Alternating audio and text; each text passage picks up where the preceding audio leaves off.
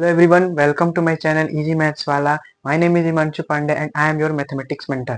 तो आप सभी का स्वागत है मेरे इस चैनल Easy Maths वाला पे. और आज हम लोग इस वीडियो में बता दूं कि आपके 10th के चैप्टर 5 जो कि अर्थमेटिक प्रोग्रेशन है उसका शुरुआत करने वाले हैं.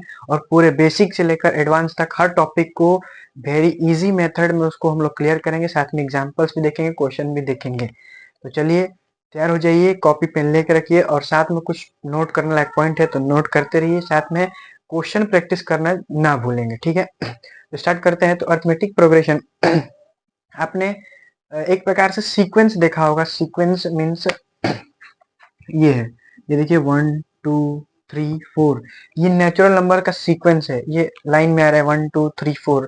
वैसे ही प्राइम नंबर का ये हो जाएगा 2, फिर 3 5 7, फिर 11, फिर 13.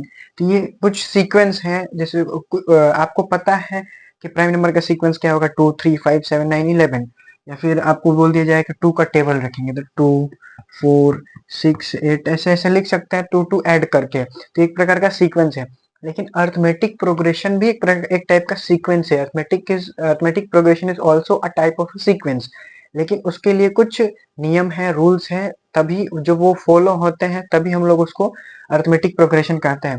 तो उसके लिए क्या वो कहा जाता है, किन्हीं दो कंसेक्यूटिव मीन्स लगातार आने वाले, किन्हीं दो कंसेक्यूटिव कंसेक्यूटिव जो ये नंबर्स लिखेंगे टर्म्स कहते हैं. तो किन्हीं दो कंसेक्यूटिव टर्म्स का जो डिफरेंस है वो हर बार सेम आना चाहिए. अब इन दोनों को सब्ट्रैक्ट करते हैं तो 2 आता है. फिर 6 में से 4 सब्ट्रैक्ट करते हैं 2 होता है. फिर 8 में से 6 सब्ट्रैक्ट करते हैं 2 होता है. तो हर बार देखेंगे जो उन लोग का दोनों दो कंसेक्यूटिव टर्म्स का डिफरेंस है वो 2 है, तो ये अरिथमेटिक प्रोग्रेशन है.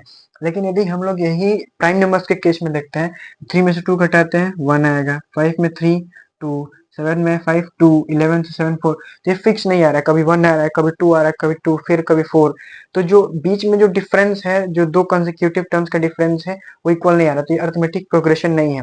यहाँ से क्या समझ में आता है, arithmetic progression is also type of a sequence in which difference of two consecutive terms must be constant और same. बार बार जो कंसेक्यूटिव टर्म्स है उनका डिफरेंस सेम होना चाहिए. और एग्जांपल लेते हैं, जैसे मैं यहाँ से शुरू करता हूँ. कोई एग्जांपल 5 है. अब 5 में 3 3 बार बार ऐड करते हैं तो 5 8, 8 3 11, 11 3 14 17. तो कैसे पता करेंगे कि ये अरिथमेटिक प्रोग्रेशन है कि नहीं. तो एक जो पीछे से आगे वाले को घटा देंगे, तो मतलब दो कंसेक्यूटिव टर्म्स को सब्ट्रैक्ट कीजिए. 8 में से 5 गया 3, 11 में से 8 गया 3, 14 में से 3 11 गया 3. तो हर बार जो कंसेक्यूटिव टर्म्स का जो डिफरेंस है वो सेम आ रहा है, जो कि 3 है. तो जो ये डिफरेंस आ रहा है इसको कॉमन डिफरेंस बोलते हैं अरिथमेटिक प्रोग्रेशन के. सी डी या फिर इसको कॉमन डिफरेंस बोलते हैं. तो यहाँ से ये बात समझ में आ गया कि अरिथमेटिक प्रोग्रेशन सीक्वेंस है. कब होगा अरिथमेटिक प्रोग्रेशन, जब कंसेक्यूटिव टर्म्स का डिफरेंस सेम आएगा, कांस्टेंट है. अब यहाँ पर मैंने एक एग्जांपल लिखा है अरिथमेटिक प्रोग्रेशन का. तो यहाँ पे कुछ टर्म्स है जो कि समझने जरूरी है. तो जो यहाँ पे किसी भी अरिथमेटिक प्रोग्रेशन का फर्स्ट टर्म को ए से डिनोट करते हैं. ए जिसको कहते हैं फर्स्ट टर्म. और मैंने बताया कि अरिथमेटिक प्रोग्रेशन कब होगा, जब दो कंसेक्यूटिव टर्म्स का डिफरेंस सेम है. तो यहाँ पे देखिए, घर सब्ट्रैक्ट करके चेक कीजिए क्या अरिथमेटिक प्रोग्रेशन है. तो 11 में से 7 माइनस करते हैं, 11 में से 7 माइनस करते हैं 4 आएगा. या फिर 15 में से 11 माइनस करते हैं तो भी 4 आएगा. फिर 19 में से 15 माइनस करते हैं तो भी 4 आएगा. यानी कि डिफरेंस सेम आ रहा है, कॉमन डिफरेंस. तो ये जो 4 आया है इसको हम लोग सी डॉट डी या फिर इसको कॉमन डिफरेंस बोलते हैं. Common difference. अब ये फर्स्ट टर्म है तो ए हो गया. वैसे ए1 भी बोल सकते हैं इसको, ए1. तो फर्स्ट टर्म हो गया ए1, ए1 को 7 है. फिर सेकंड टर्म को क्या बोलेंगे, ए2, मतलब सबस्क्रिप्ट के रूप में लिख देते हैं 2. ए2 क्या है 11. फिर थर्ड टर्म क्या है ए3, ए3 किसके है 15. फिर फोर्थ टर्म क्या है ए4 इज इक्वल टू 19. तो यहाँ से ये समझ में आ गया. अब जो अर्थमेटिक प्रोग्रेशन होगा, सीक्वेंस दो दो टाइप्स के होते हैं. एक होता है इनफाइनाइट अर्थमेटिक प्रोग्रेशन और एक होता है फाइनाइट प्रोग्रेशन. तो फाइनाइट से ऐसे ही समझ में आ रहा है कि फिक्स नंबर ऑफ टर्म्स होते हैं, और इनफाइनाइट में अनफिक्स्ड मतलब इनफाइनाइट नंबर ऑफ टर्म्स होंगे. तो फिक्स्ड नंबर ऑफ टर्म्स में कुछ कहीं जाकर कोई प्रोग्रेशन होगा. जैसे ये देखिए 5 इसमें टर्म्स है तो ये फिक्स है. तो फिक्स है तो इसका जो लास्ट टर्म होता है उसको एल से डिनोट करते हैं, तो लास्ट टर्म को एल से डिनोट करते हैं, ये हो जाएगा लास्ट टर्म। और एक फिर ये देखिए एक n होता है, n मतलब कि नंबर ऑफ टर्म्स, मतलब यहाँ पे ये 11 क्या है सेकंड टर्म से, तो n इज इक्वल टू 2। 15 क्या है third term, n is equal to 3। 23 क्या है फिफ्थ टर्म है, तो n इज इक्वल टू 5। तो यहाँ पे कौन कौन सा वर्ड समझिए, a फर्स्ट टर्म को बोलते हैं l, जब कोई फाइनाइट प्रोग्रेशन होगा तो l लास्ट टर्म को बोलते हैं, और जो कंसेक्यूटिव टर्म्स के बीच में डिफरेंस होता है कॉमन डिफरेंस बोलते हैं, और उसके बाद से कोई फाइनाइट प्रोग्रेशन होगा तो लास्ट टर्म को एल से डिनोट करते हैं, और इनफाइनाइट होगा तो वो तो चलता जाएगा, उसका कोई फिक्स्ड नहीं होता है। अब यहाँ पर हम लोग कुछ एग्जांपल लेके समझेंगे कि वो एपी है कि नहीं है। मैंने एग्जांपल लिया ये 2 3 5 7 9। अब यहाँ पे चेक करते हैं कि कॉमन डिफरेंस सेम आ रहा है कि नहीं। 3 में से 2 माइनस किया 1 आएगा, 5 में से 3 माइनस किया 2 आ रहा है, 7 में से 5 किया 2। तो कॉमन डिफरेंस सेम नहीं आ रहा है, तो ये एपी नहीं होगा। दूसरा एग्जांपल लेते हैं 9 13 17 21 25। यहाँ पे चेक करिए तो 13 में से -9 4, 17 माइनस 13 4, 20 माइनस 17 4, 25 माइनस 21 4। तो यहाँ पे जो कॉमन डिफरेंस वो 4, तो यहाँ पे कॉमन डिफरेंस सेम आ रहा है, तो ये एक एपी अर्थमेटिक प्रोग्रेशन हो गया। तो ऐसा आपका क्वेश्चन आएगा कि पहचानिए कि एपी है या फिर नहीं है, तो आप लोग कॉमन डिफरेंस निकालेंगे, सेम आता है कांस्टेंट रहता है तो एपी होगा, और नहीं आता है तो नहीं होगा। यहाँ से ये बात क्लियर होगी।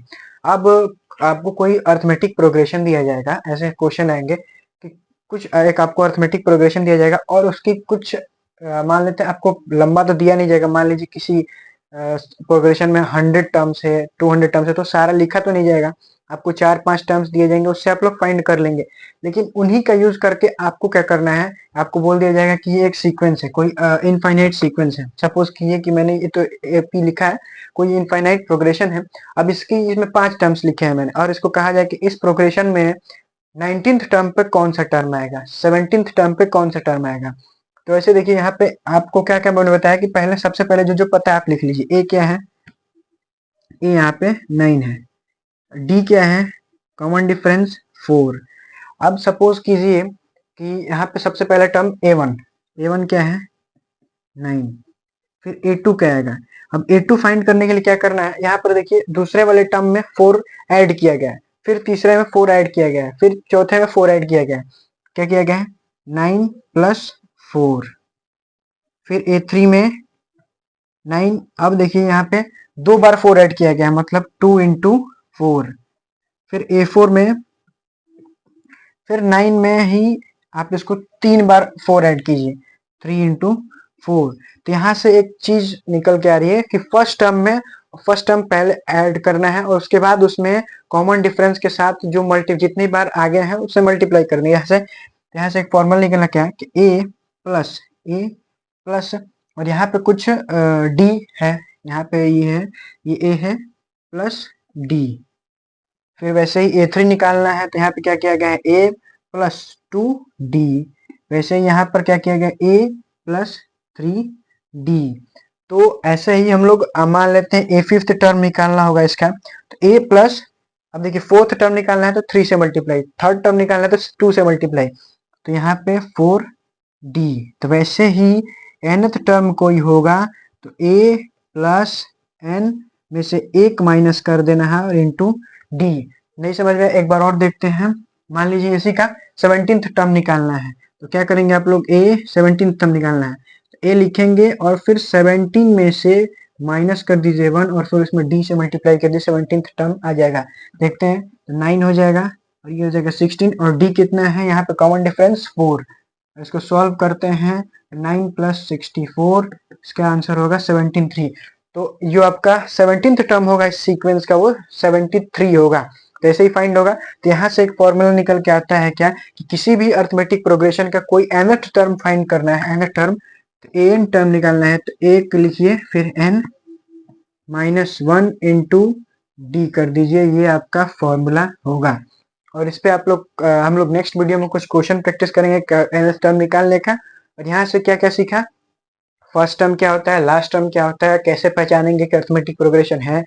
फिर कुछ नंबर ऑफ टर्म्स दिए जाएंगे, उसके बाद 5-6 टर्म्स दिए जाएंगे और आपके उस प्रोग्रेशन के कोई भी टर्म निकालने को दिया जाए तो आप लोग इस फॉर्मूला के मदद से निकाल सकते हैं। सर क्या करना है, ए प्लस और चौथी टर्म निकालनी है, जो भी टर्म निकालनी है उसमें से -1 कीजिए और उसमें कॉमन डिफरेंस से मल्टीप्लाई कर दीजिए। तो यहाँ पर आज का वीडियो ये कंप्लीट होता है और इसके बाद में हम लोग अपने नेक्स्ट पार्ट में इसके आगे का जो पोर्शन होगा वो समझेंगे।